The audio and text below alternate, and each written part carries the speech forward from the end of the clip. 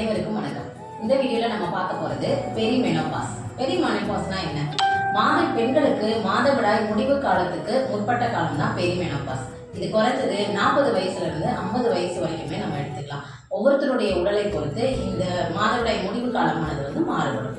இந்த 40 வயதுக்கு மேல ஆகும்போது பெண்கள் என்ன விதமான பிரச்சனைகள் எல்லாம் சந்திக்கிறாங்க அப்படின்றத இந்த பெரிமெனோபாஸ்ல நம்ம சொல்ல போறோம். குறிப்பா 40 வயதுக்கு மேல ஆனாலே பெண்களுக்கு இயற்கையா சுரக்கக்கூடிய ஹார்மோனான ப்ரொஜெஸ்ட்ரான் மற்றும் ஈஸ்ட்ரோஜன் ஹார்மோனுடைய லெவல் குறைஞ்சிட்டே வரும். இந்த லெவல் குறைய உடம்புல சில மாற்றங்கள் ஏற்பட்டு குறிகுணங்கள் உண்டாகும். இதுல குறிப்பா சொல்லக்கூடியது முகத்தில் ஏற்படக்கூடிய எரிச்சல்.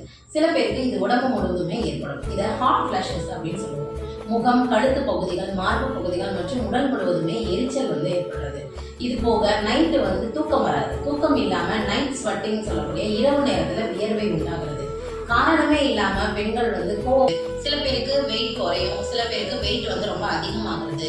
இதெல்லாம் விட ரொம்ப முக்கியமா நடக்கிறது, மாதம் நடக்கக்கூடிய மாதவிடாயானது இர்ரெகுலர் ஆகும். அதாவது சில பேருக்கு ஒரு வாரத்துக்கு முன்னாடியே வர ஆரம்பிச்சிடும். சில பேருக்கு 30 நாள் 60 நாள் ஆனாலும் 90 நாள் ஆனாலும் பீரியட்ஸ் வராம 3 மாதங்களுக்கு அப்புறம் பீரியட்ஸ் ஏற்பட்ட அதிகமான ரத்தப்போக்கு ஏற்படும். இந்த மாதிரி பலவிதமான குறிகுணங்களால பெண்கள் இந்த சமயத்துல பாதிக்கப்படுவாங்க. இதுக்கான ரெமிடிஸ் என்ன? இந்த குறிகுணங்களை கண்டிப்பா எல்லாரும் மேனேஜ் பண்ணி தான் ஆகணும்.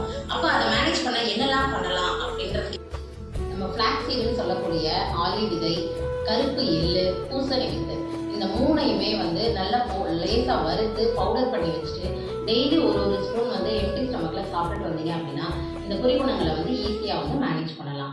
இது போக சிவப்பரிசி, கருப்பு உளுந்து, இது இரண்டையும் சேர்த்து அரைச்சு வச்சு ஒரு கூழாவோ களியாவோ இல்ல ஒரு உருண்டையாவோ பிடிச்சு சாப்பிட்டீங்க அப்படின்னா அந்த ஹார்மோனல் இம்பேலன்ஸ் சரியாகும் போது குறிகுணங்களினுடைய தாக்கமானது குறையும்.